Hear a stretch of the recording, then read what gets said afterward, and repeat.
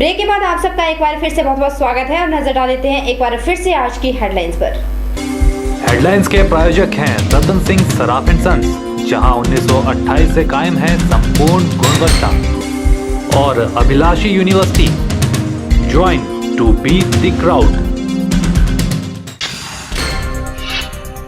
डूह की घ्राण बस सेवा को हरी झंडी देने के बाद कहा कौल सिंह ठाकुर ने, भविष्य में द्रंग विधानसभा क्षेत्र एक आदर्श चुनाव क्षेत्र के रूप में उभर कर आएगा सामने।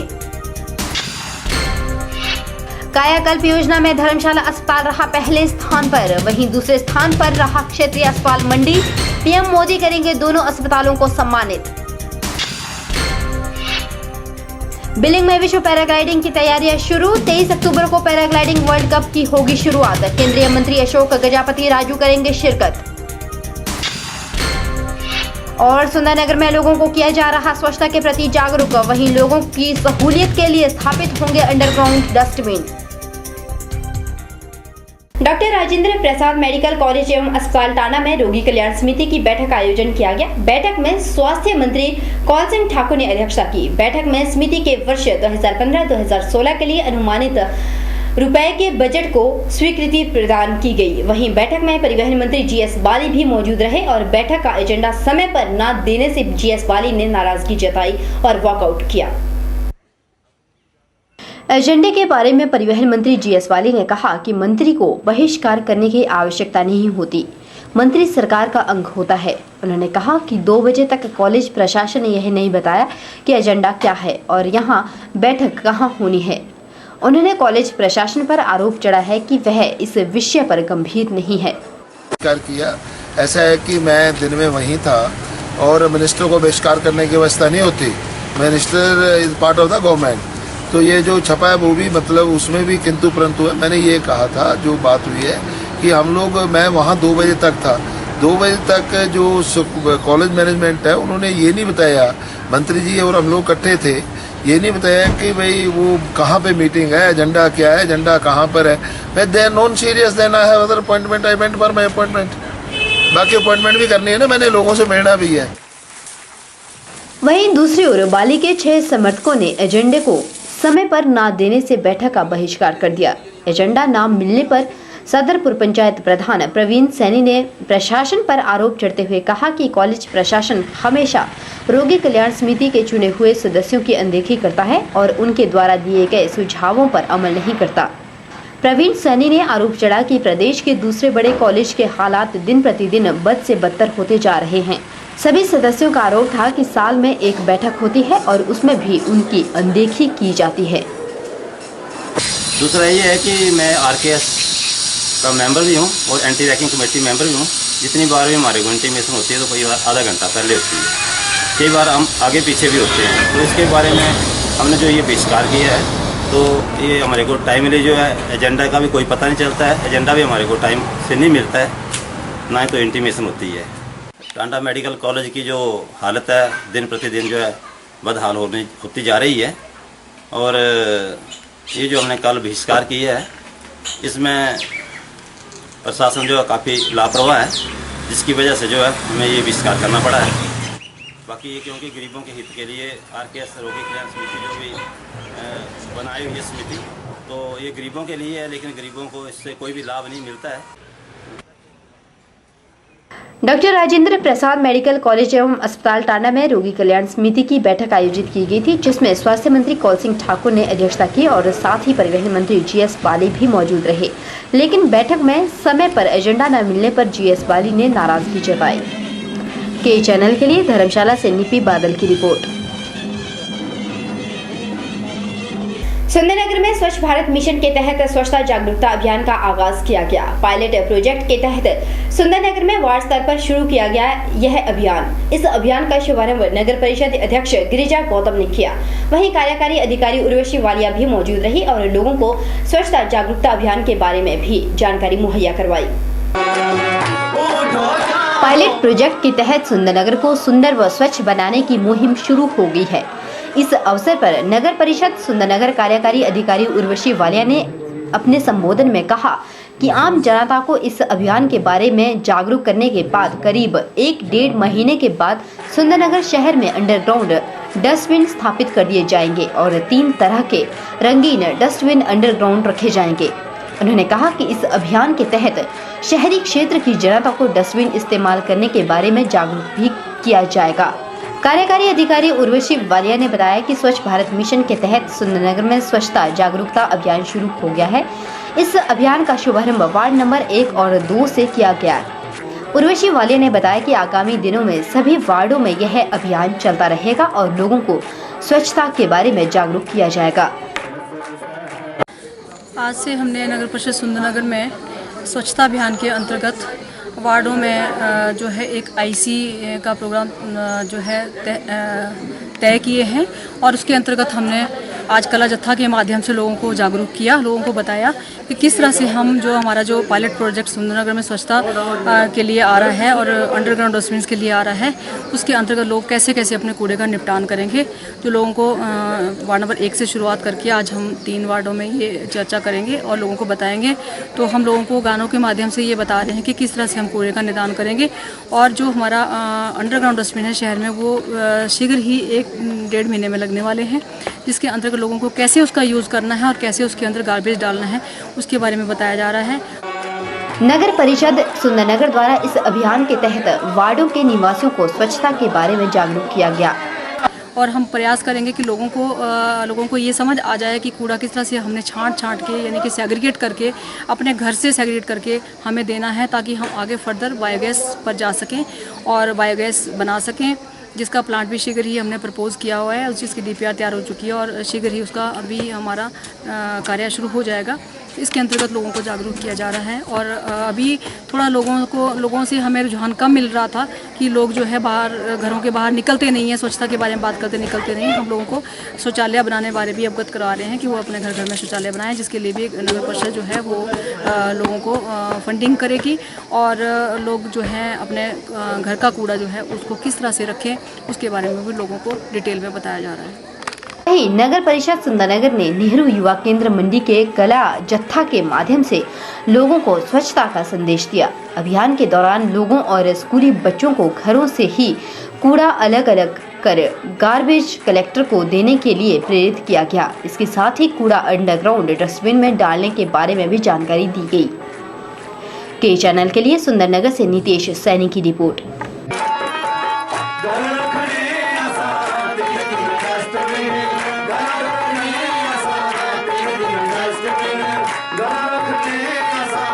यहाँ रुकेंगे एक छोटे से ब्रेक के लिए। ब्रेक के उस पार भी हिमाचल की ताजा तरीन खबरें लगातार जारी है। गुप्ता शॉल एम्पोरियम, जहां आप पाएंगे बेहतरीन व उच्च क्वालिटी की शॉल की विस्तृत वैरायटी। यहां pure woollen Kullu shawl, Kashmiri shawl, angora shawl, cashmilon shawl, feather shawl, pashmina shawl के साथ ही शॉल की और भी बहुत सी वैरायटी उपलब्ध है। तो देर न कीजिए और आज ही पहुंचे गुप्ता शॉल एम्पोरियम, सब्जी मंडी के साथ नेर चौक, डिस्ट्रिक्ट मंडी। मोबाइल 9459125400। स्वास्थ्य मंत्री कौलसिंह ठाकुर ने ढूकी ग्रहण की सड़क का लोकार्पण कर बस सेवा को हरी झंडी दिखाकर रवाना किया। इस मौके पर द्रंग क्षेत्र के लोगों ने स्वास्थ्य मंत्री कौलसिंह ठाकुर का जोरदार स्वागत किया। वहीं कौलसिंह ठाकुर ने विधिवत पूजा अर्चना कर सड़क का लोकार्पण किया। कौलसिंह ठाकुर ने कहा कि 4 करोड़ 46 लाख रुपए की लागत से सड़क को पक्की करवाया जाएगा। उन्होंने कहा कि द्रंग क्षेत्र के विकास के लिए लगभग 24 करोड़ रुपए की राशि सड़कों पर खर्च की जा रही है और IIT कमान के लिए भी 18 करोड़ रुपए की लागत से सड़क का निर्माण करवाया जा रहा है। कौलसिंह ठाकुर ने बताया कि द्रंग क्षेत्र की सड़कों को पक्का करने और सड़क निर्माण के लिए प्राथमिकता दी जा रही है। आज नेरी डूकी बेहनधार ग्रांड सड़क का जो है डूकी से उद्घाटन किया गया, जो लगभग 13.25 किलोमीटर बनती है। इस पर 2 करोड़ 65 लाख रुपया खर्च हुआ है। इसके अलावा वार्ड के अंतर्गत ये सड़क डाली थी, मैंने अपनी विधायक प्राथमिकता में सड़क डाली थी। 2006-07 में इसका काम शुरू हुआ और बीच में कुछ रुकावटें थी, लोग ज़मीन नहीं दे रहे थे, इसलिए ले हुआ है। लेकिन आज खुशी है कि 52 सीटर बस जो है यहाँ इस सड़क से पास हुई, इसका विधिवत तौर पर उद्घाटन हुआ है। दूसरे चरण में 4 करोड़ 46 लाख रुपया सैंक्शन करके ये सड़क पक्की करने का भी प्रावधान कर दिया गया है और अगले गर्मियों में ये सारी सड़क जो है पक्की भी कर दी जाएगी। हमें खुशी है कि द्रंग चुनाव क्षेत्र में सड़कों पर लगभग 24 करोड़ रुपया खर्च किया जा रहा है और उसमें IIT कमांड पर भी लगभग 18 करोड़ रुपया खर्च किया जा रहा है, जो सड़क नेशनल हाईवे टाइप बनी है। उसी तरह से दूसरी सड़क पर मेटलिंग जो है काफ़ी ज़्यादा इस सड़क को पक्का इस वर्ष हमने किया है। तो हमारी कोशिश होगी कि द्रंग चुनाव क्षेत्र में सड़कों को के निर्माण पर और सड़कों को पक्की करने में प्राथमिकता दी जाए। वहीं उन्होंने कहा कि स्वास्थ्य विभाग द्वारा द्रंग क्षेत्र में स्वास्थ्य केंद्र के लिए 9,50,000 रुपए की राशि का प्रावधान किया गया है।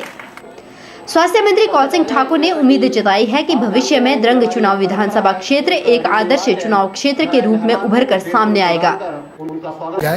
और इसी तरह स्वास्थ्य विभाग में भी लगभग 9.5 करोड़ रुपया भवन बनाने के लिए प्रावधान द्रंग कंस्ट्रक्शन में किया गया है, जो आज तक कभी भी इतना पैसा द्रंग कंस्ट्रक्शन में नहीं मिला। मुझे पूरा विश्वास है कि सभी कार्य जब संपूर्ण होंगे तो द्रंग चुनाव क्षेत्र एक आदर्श चुनाव क्षेत्र के रूप में उभर करके आएगा। सर, पराशर के लिए भी कुछ प्रावधान? हाँ, पराशर के लिए पराशर सड़क जो है पक्की करने का प्रावधान है। पहले 6 करोड़ लगभग 45 लाख रुपया सड़क को चौड़ी करने के लिए, पक्का करने के लिए प्रावधान था। बीच में ठेकेदार जो है काम छोड़ करके चला गया, लेकिन अब की बार हमने फैसला किया है कि अगली गर्मियों तक पराशर को सड़क भी पक्की कर दिया जाएगा, क्योंकि पराशर जो है एक अच्छा तीर्थ स्थान के रूप में, पर्यटन स्थल के रूप में उभर करके सामने आया है और पराशर में बहुत जल्दी हेलीपैड बनाने का भी कार्य जो है शुरू कर दिया जाएगा। शुक्रिया सर। वहीं सड़क लोकार्पण के मौके पर स्वास्थ्य मंत्री कौल सिंह ठाकुर ने डूहू की घ्राण बस सेवा को भी हरी झंडी दिखाई और जनसभा को भी संबोधित किया। के चैनल के लिए कैमरा पर्सन युगल के साथ ब्यूरो रिपोर्ट। कौल सिंह ठाकुर ने कहा कि पराशर सड़क मार्ग को 6 करोड़ 45 लाख रुपए से चौड़ा और पुनः निर्माण किया जाना था, लेकिन ठेकेदार द्वारा काम न होने पर सड़क निर्माण कार्य अधूरा रहा। वहीं कौल सिंह ठाकुर ने कहा कि पराशर एक पर्यटक स्थल है, इसके लिए इस सड़क का निर्माण कार्य आने वाले गर्मियों के मौसम तक पूरा कर लिया जाएगा। वहीं उन्होंने कहा कि सरकार की पराशर में हेलीपैड बनाने की भी योजना है। पराशर के लिए पराशर सड़क जो है पक्की करने का प्रावधान है। पहले 6 करोड़ लगभग 45 लाख रुपया सड़क को चौड़ी करने के लिए, पक्का करने के लिए प्रावधान था। बीच में ठेकेदार जो है काम छोड़ करके चला गया, लेकिन अब की बार हमने फैसला किया है कि अगली गर्मियों तक पराशर को सड़क भी पक्की कर दिया जाएगा, क्योंकि पराशर जो है एक अच्छा तीर्थ स्थान के रूप में, पर्यटन स्थल के रूप में उभर करके सामने आया है और पराशर में बहुत जल्दी हेलीपैड बनाने का भी कार्य जो है शुरू कर दिया जाएगा। हमीरपुर में हिमाचल पथ परिवहन निगम के नए बस अड्डे में कर्मचारियों को बिजली की सुविधा मुहैया नहीं हो पा रही। कर्मचारियों की माने तो बिना बिजली की सुविधा के उन्हें रात के समय काफी दिक्कतों का सामना करना पड़ रहा है। हमीरपुर में नए बस अड्डे पर कर्मचारी बिना बिजली और पानी की सुविधा के ही अपनी सेवाएं दे रहे हैं। कर्मचारियों का कहना है कि बिना बिजली के रात के अंधेरे में उन्हें कई परेशानियों का सामना करना पड़ रहा है। साथ ही उन्होंने कहा कि टॉर्च लाइट के सहारे ही रात के अंधेरे में ड्यूटी करनी पड़ रही है।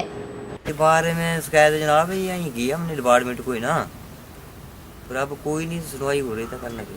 एक तो पानी की है, दूसरे बिजली नहीं है। यहाँ रात को बंदे यहाँ चौकीदार रहते हैं जी, रात को अकेला बंदा यहाँ रहता है, अंधेरे में रहता है। कई करोड़ों के करोड़ों रुपए की यहाँ प्रॉपर्टी है, देखो ना गाड़ियाँ खड़ी हुई यहाँ, नई पुरानी गाड़ियाँ पर कराया था जी ने हमारे विभाग वालों ने ना जी, पर अब लगी नहीं तो अब इसमें डिपार्टमेंट वाले जा रहे हैं की सुविधा बहुत जरूरी है। यहाँ बोलते जी भाई जगह बोले गवर्नमेंट ने दी है यहाँ बस स्टैंड के लिए, तभी तो यहाँ गाड़ियाँ खड़ी की हुई। बस स्टैंड बनेगा वो 10 साल बाद, तो ऐसा थोड़ी होगा। उधर आरएम प्रदीप ने बिजली व्यवस्था पर प्रतिक्रिया देते हुए कहा कि नए बस अड्डे में लाइट्स लगाने के लिए डीसी हमीरपुर और बिजली विभाग को पत्र सौंपा गया है। जल्द ही समस्या का समाधान किया जाएगा। नया बस स्टैंड हमारा बनाया है, वहाँ पे हमने लाइट का टेम्परेरी अरेंजमेंट हम करने का सोच रहे थे, लेकिन जब बिजली बोर्ड वालों से बात करी तो वहाँ पे उन्होंने बहुत कि वहाँ पे नज़दीक कोई घर नहीं है जहाँ बिजली हो, तो वहाँ पे बिजली कनेक्शन लेने के लिए वहाँ पे एक्स्ट्रा उनके जो बिजली के पोल हैं वो लगने हैं, तो 3-4 बिजली के पोल लगेंगे। उसके बाद वहाँ पे फिर तार वगैरह बिजली की डालेंगे, तो उसके लिए हमने कॉरस्पॉन्डेंस किया है एक्शन इलेक्ट्रिसिटी बोर्ड से, उनको लिखा है हमने। उसके बाद फिर अभी उनका जवाब नहीं आया, जैसे जवाब आएगा तो देखेंगे उसमें कैसे बिजली का प्रबंध हो सकता है। इन द मीन टाइम हमने क्योंकि चौकीदार रखे हैं वहाँ पे कोई रिपेयर का काम नहीं करते हैं, तो चौकीदार को रात को हमने टॉर्चें वगैरह का दे रखी हैं, टॉर्च से उनका काम हो जाता है। इसके अलावा हमने सोलर लाइट के लिए डिस्ट्रिक्ट एडमिनिस्ट्रेशन से भी बात की है, चिट्ठी लिखी है, लेकिन अभी इसका कोई जवाब नहीं आया है। जैसे आएगा तो फिर वहाँ सोलर लाइट का प्रबंध हम सोच रहे हैं जल्दी करने की। कर्मचारियों की माने तो बिना बिजली रात के अंधेरे में उन्हें कई दिक्कतों का सामना करना पड़ रहा है, इसलिए उन्होंने विभाग से मांग की है कि जल्द से जल्द यहां पर लाइट की व्यवस्था की जाए। के चैनल के लिए हमीरपुर से संजीव बॉबी की रिपोर्ट।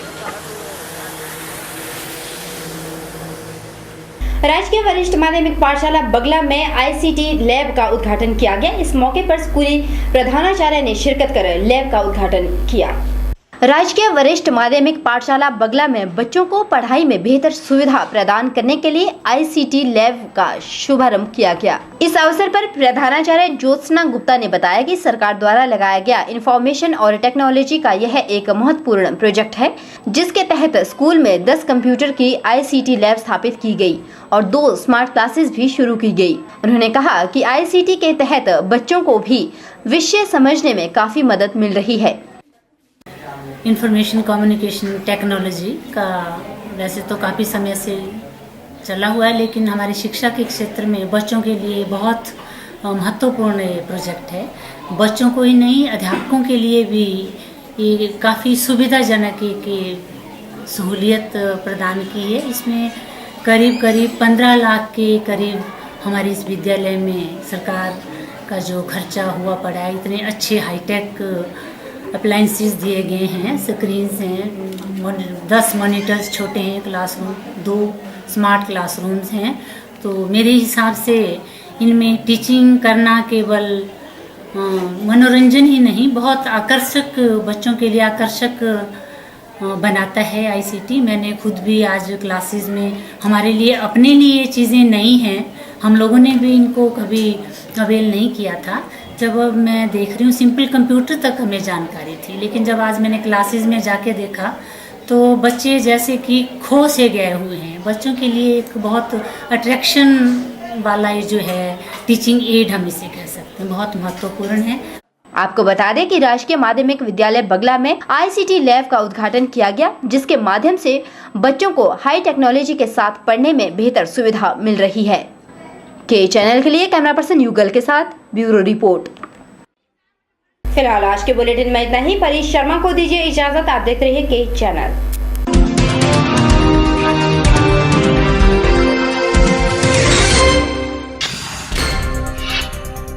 डूह की घ्राण बस सेवा को हरी झंडी देने के बाद कहा कौल सिंह ठाकुर ने, भविष्य में द्रंग विधानसभा क्षेत्र एक आदर्श चुनाव क्षेत्र के रूप में उभर कर आएगा सामने। कायाकल्प योजना में धर्मशाला अस्पताल रहा पहले स्थान पर, वहीं दूसरे स्थान पर रहा क्षेत्रीय अस्पताल मंडी। पीएम मोदी करेंगे दोनों अस्पतालों को सम्मानित। बिलिंग में विश्व पैराग्लाइडिंग की तैयारियां शुरू। 23 अक्टूबर को पैराग्लाइडिंग वर्ल्ड कप की होगी शुरुआत। केंद्रीय मंत्री अशोक गजापति राजू करेंगे शिरकत।